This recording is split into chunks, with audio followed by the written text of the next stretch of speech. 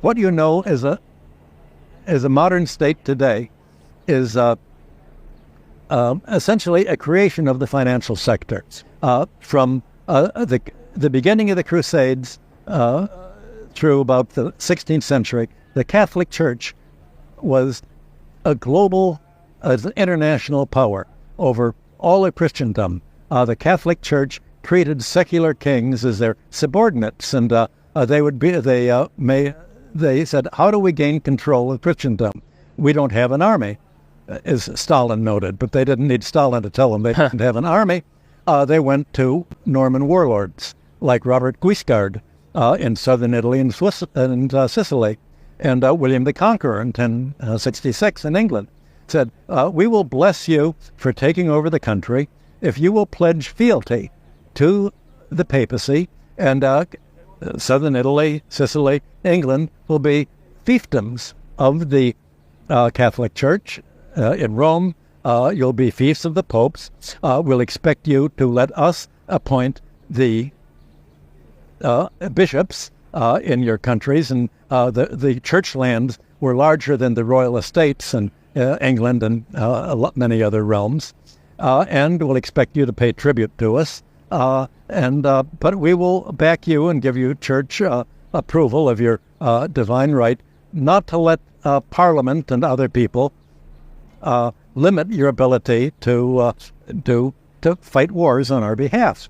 And Rome, by the 12th century, Rome tried to subdue other European countries to its own control. And Germany, the German kings, who were officially the Holy Roman emperors, were not warlords. They didn't want Roman control. They wanted to appoint their own bishops and to have the church part of a public society instead of having a theocratic control.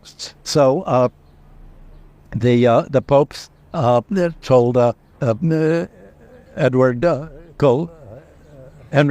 Henry III, won't you tax your country to finance our war to fight against the German control of southern Italy? And you had Parliament that had already passed the Magna Carta in 1215, give Parliament the right to not let kings impose taxes without their consent.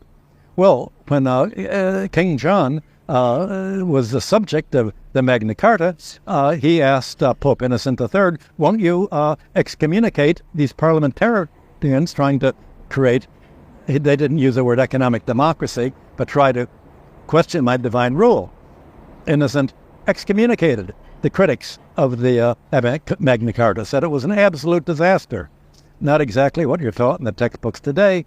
And 50 years later, when John's son, Henry III, tried to raise money to go fight the Pope's war against the Germans, there was a civil war in England, and the Pope, Parliament passed the provisions of Oxford and Westminster to limit it. The new Pope, Alexander, excommunicated them. There was a civil war, and the Vatican won and prevented Parliament from developing. Well, by the time the Crusades ended in about 1291, the popes began to lose the power, and you had, but the popes had brought into being a financial class. You don't have the money; it costs money, of course. Here are some signed documents. Here are papal bulls. We want you to sign these to the Italian bankers that we've rounded up that will provide the money to pay the troops. Because if you're going to have a war, you need funding. And so the Vatican said, how are we going to fund these wars and provide the financing for our Christians to fight against to essentially fight against existing Christianity? Rome wanted to essentially conquer there were 5 patriarchates of Christendom. Rome was the least important patriarch. The main one was Constantinople. There was Antioch. There was Alexandria. and there was Jerusalem. That made 5. Rome said, these are all terrible. We're going to excommunicate them. We want to take over them. And indeed, the Crusades were fought against other Christians to impose Roman Christianity against Eastern Orthodox Christianity.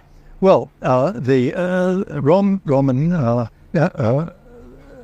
Pope said, well, and I guess if we're going to go to war to have our power, we have to reverse all of the teaching of Christianity. We have to change the opposition to usury, because, of course, these bankers that we're supporting want to get paid interest. And so you had the schoolmen, the academics, come up and say, well, there's a difference between interest and usury. Usury is what the Jews charge, but when the Christians do it, it's not usury, it's interest. It's like President Nixon saying, when the president does it, it's not a crime. So all of a sudden, that legitimized the growth of the banking family. Over the next few centuries, the 12th, 13th, and 14th century, the banking class got richer and richer, making loans to kings going to war. But around the 15th century and 16th century, there was a problem. The kings began, and European kings had the same problem that Latin America had in the 1980s and has again today. They couldn't pay the debts because the debts were growing at compound interest. You would have the bankers being told by whatever kings they lent to, especially French kings, I'm sorry, we can't afford to pay you. You'll have to lend us the money to pay. And the bankers would say, well, if we don't lend them the money, they'll default. And if they default, then how are we going to pay our depositors, who've got the money? We've got to lend them the money and hope that somehow it's going to work out. That's I called confidence, the confidence fairy. You have to give them the confidence. And so they would do it. But finally, the problem is that what did kings have to pay? They had the royal domain, the king's own property. That wasn't the property of the land, just their own private holding, like the palace in England, and its the other property that the Queen of England has, but not all the rest of the property. And they had the right to tax as long as the nobility would go along with it, and the kings could impose excess taxes on trade. They get trade monopolies to pay, but that still wasn't enough money to pay the debts. And so the banker said, lending money to kings, we're going to lose the money because they can't get paid. What are we going to do?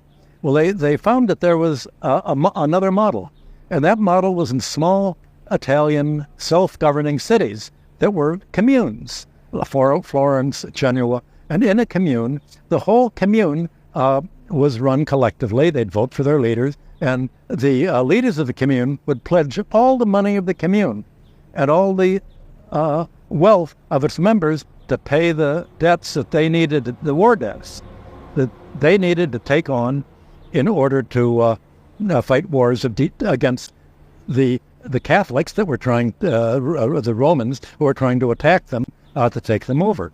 So gradually the financial class said, well, what we need, if only national states could do what these self-governing Italian and Dutch communes had done, and do this on a national level. And Holland created a commune on that basis. The Dutch were invited to England to make the same kind of parliamentary states that had the power through Parliament to do what kings couldn't do, to say, we promise to pledge the whole national wealth to pay you creditors for the debts. And so they became what was called a fiscal state. The royal domains were not fiscal states. They were royal autocracies. But the fiscal state was able to pledge, have the right to levy taxes as a state right, not just as the right of the king for his own property. They could levy taxes, they could wage war for themselves. The king didn't have that anymore. And the modern state was created as a means of saying, here is a state that creditors will be willing to lend us the money so that we can wage war to defend ourselves against the Roman barbarians that are trying to destroy our society. And that was how the northern Protestant states of Europe fought against the Catholic states of Europe, and ultimately were able to develop banking at the national level. So it was really the financial sector politicized its economic power, not to get rid of the state, as they tried to under the libertarians today, but to create the state under the pro-creditor rules that we have in today's state. So that was how all of a sudden this whole the whole spirit of antiquity sort of got a revival. In antiquity, you had kingship. They called it royal divine kingship, where the king was able to proclaim, cancel the debts, and wage war, and to essentially have the power to prevent an oligarchy from developing. The new national states of Holland, England, and the subsequent northern European states, and all states today, now do have this power, but it's not to prevent an oligarchy from developing. It's to support the oligarchy in doing whatever it wants. It's a strong state. So when people like Ronald Reagan and the libertarians today say we're against the state, we want a state strong enough to crush you, and we don't want the state to be able to promote the public welfare at all. We want the state to be strong enough to pay the creditors, whether you're Argentina or Chile or any other state, a state strong enough to put the interest of international creditors above that of the domestic economy and the domestic economic growth. So you still have the same fight between, will the economy grow and be free, or will creditors have the right to reduce it to debt serfdom? So all of the academic articles that I've done on land tenure and the origins of enterprise, coinage, credit, and charging of interest, all were trying to trace this common denominator of civilization. And when you look at civilization as the political expression of creditor-debtor relationships, then you all of a sudden, this is as important for civilization as sex was for Freud.